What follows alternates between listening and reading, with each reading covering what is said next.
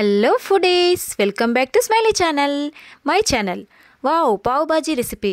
అందరూ ఇష్టంగా తినే పావ్ బాజీ రెసిపీ ఈజీగా ఇంట్లో ఎలా ప్రిపేర్ చేసుకోవాలో ఈ వీడియోలో నేను షేర్ చేస్తున్నాను. చూసేద్దామా ఫ్రెండ్స్? ఇంకెందుకంటే ఆలస్యం. ముందుగా స్టవ్ ఆన్ చేసి ప్యాన్ పెట్టుకోవాలి. అందులో కొద్దిగా ఆయిల్ వేసుకోవాలి. ఇలా ఉల్లిపాయలు, క్యాప్సికమ్ కట్ చేసి పెట్టుకోవాలి. పచ్చి బఠానీ. ఆయిల్ వేడెక్కగానే చిన్నగా కట్ చేసి పెట్టుకున్న ఉల్లిపాయ ముక్కలు వేయాలి. తర్వాత చిన్నగా కట్ చేసి పెట్టుకున్న క్యాప్సికమ్ను కూడా వేసేసేయాలి. ఈ రెండు కొద్దిగా ఫ్రై కాగానే పచ్చి బఠానీ వేసేయాలి. ఇప్పుడు ఈ సీజన్లో పచ్చి బఠానీ బాగా లభిస్తుంది, అందుకే నేను పచ్చి బఠానీ యూజ్ చేస్తున్నాను. తర్వాత కొద్దిగా అల్లం వెల్లుల్లి పేస్ట్ వేసుకోవాలి. పచ్చి బఠానీ లేదంటే ఎండిన బఠానీలను ముందుగా నానబెట్టుకొని అప్పుడు యూజ్ చేసుకోవాలి. తర్వాత క్యారెట్ ముక్కలను కూడా వేసుకోవాలి. వీటన్నింటిని మెల్లిగా ఫ్రై చేస్తూ కలుపుతూ ఉండాలి. తర్వాత చిన్నగా కట్ చేసి పెట్టుకున్న టమాటా ముక్కల్ని కూడా వేసేసేయాలి. అలాగే బాయిల్ చేసి పెట్టుకున్న పొటాటోను ఇలా స్మాష్ చేసేసి వేసేయాలి.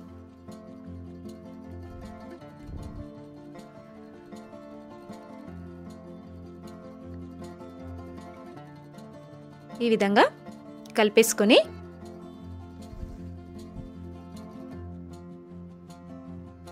ఇందులో కొద్దిగా కసూరి మేతి, కారపొడి, రుచికి సరిపడా ఉప్పు, అలాగే పావ్ బాజీ మసాలా వేసేసి కలిపేయాలి.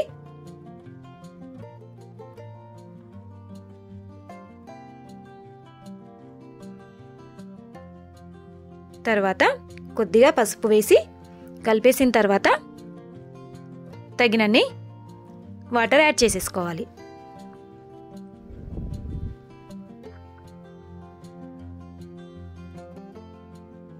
ఇప్పుడు కాసేపు మూత పెట్టేసి మగ్గించుకోవాలి. ఓ 15 నిమిషాల తర్వాత మూత తీసి కలుపుకోవాలి మళ్ళీ. అలాగే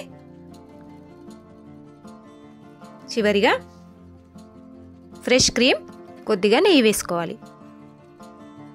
తర్వాత నిమ్మరసం వేసేసి కలిపేయాలి. బటర్ కూడా యూస్ చేసుకోవచ్చు, నేను నెయ్యి యూస్ చేస్తున్నాను. ఇప్పుడు వేడివేడిగా బౌల్లోకి సర్వ్ చేసుకోవాలి.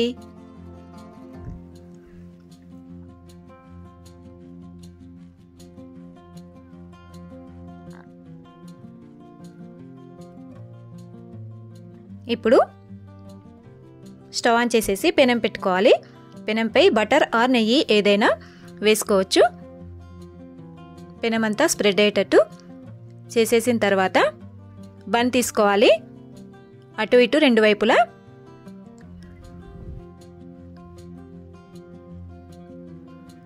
నెయ్యి ఆర్ బటర్ వేసేసి బ్రెడ్ను కలర్ చేంజ్ అయ్యేంత వరకు కొద్దిగా